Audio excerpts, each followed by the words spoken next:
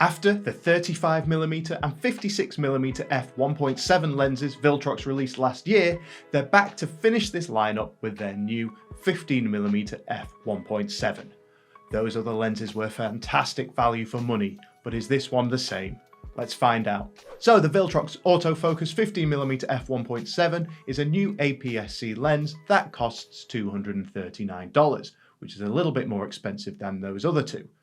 Viltrox have sent me this lens to review, but have not paid me for this review and have no say in the contents of the video. For reviews of these previous Viltrox lenses and all other sorts of camera lens reviews, please subscribe to the channel as it helps me out a lot. So let's have a look at the lens a bit more closely. It comes packaged in the classic Viltrox white box and comes with the usual warranty card and docks. It also comes with a carry pouch.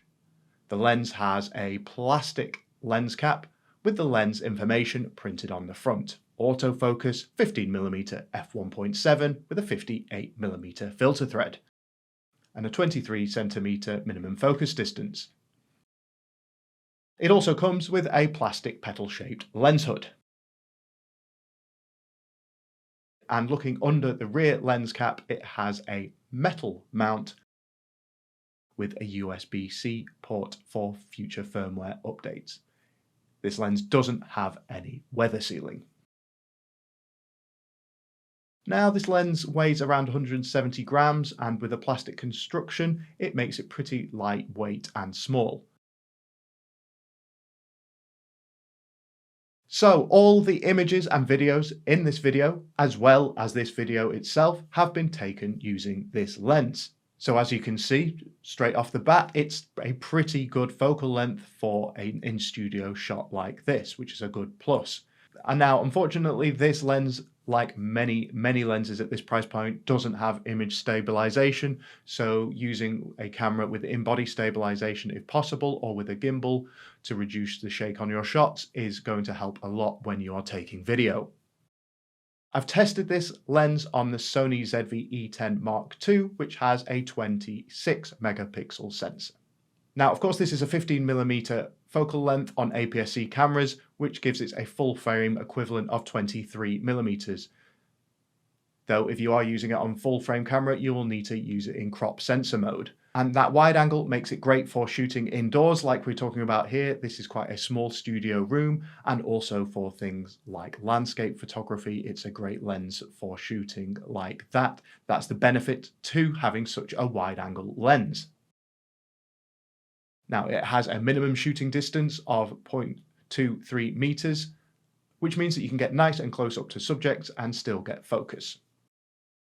Let's talk about the autofocus. Like other recent Viltrox lenses, such as the 35mm f1.7 I recently reviewed, the autofocus is impressively quick with only some focus breathing. Whilst it's not a perfectly quiet autofocus, it's still pretty quiet and not really noticeable at all when shooting. Though it may be audible on video if you're using only the camera's onboard mics, worth bearing in mind, but the autofocus performance is quick. So the image quality with this lens is good, and I've found wide open at its maximum widest aperture of f1.7, this lens is nice and sharp in the center of your images. And surprisingly for a lens of this price, nice and sharp at the edges as well. However, the images are most sharp at around f2.8, especially in the center of images. Unfortunately, stopping down even further to narrower apertures, the image does start to get softer, especially around the edges. Not to massive levels, but worth bearing in mind that if you want the best sharpness, around f2.8 is going to get the best results. Of course, then you'll be losing a little bit of background blur, but it's still pretty decent. Overall, the sharpness is not bad overall. A welcome surprise for such a wide angle, bright aperture lens. Now, talking about the aperture, at the widest aperture there is noticeable vignetting, which is the darkening of the images around the edges. However, stopping the lens down more to f2.8 or f4 definitely does help those darkenings of the corner a lot. Using this lens at f1.7 has very smooth out of focus backgrounds. When used up close at that minimum focus distance of 23mm or 0.75 feet, you can get really good smooth out of focus backgrounds that look very professional. It's worth bearing in mind, as this is such a wide angle lens, the further you get from your subject, you will lose that smooth looking bokeh. But at the right distance, it is very smooth and professional looking.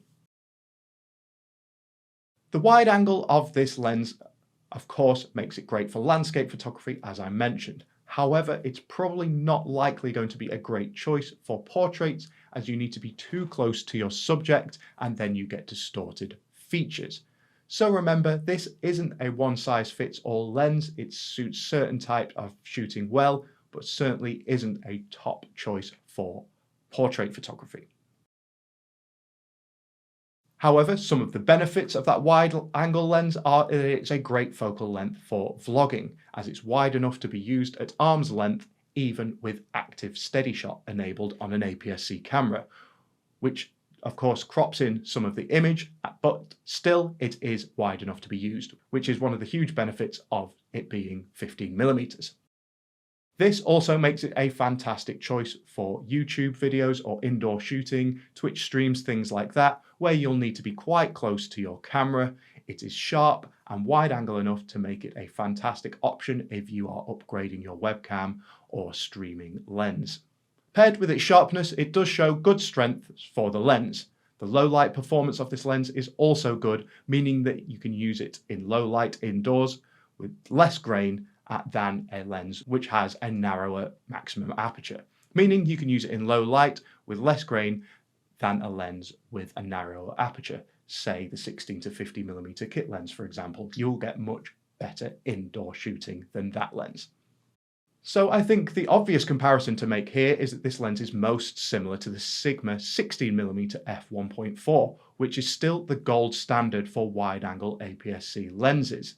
However, at $400, that lens is very expensive, and this Viltrox lens is a fantastic alternative at nearly half the price.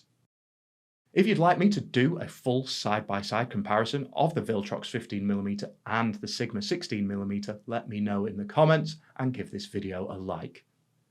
Overall, the Viltrox 15mm f1.7 is a good quality lens for its low price of $230, with very sharp images, especially in the center, making it a great choice for budget landscape or studio shooting. It has an accurate autofocus system and provides good low light performance with professional looking background blur. For $230, this one is coming for the crown of the Sigma 16mm for best wide-angle APS-C lens.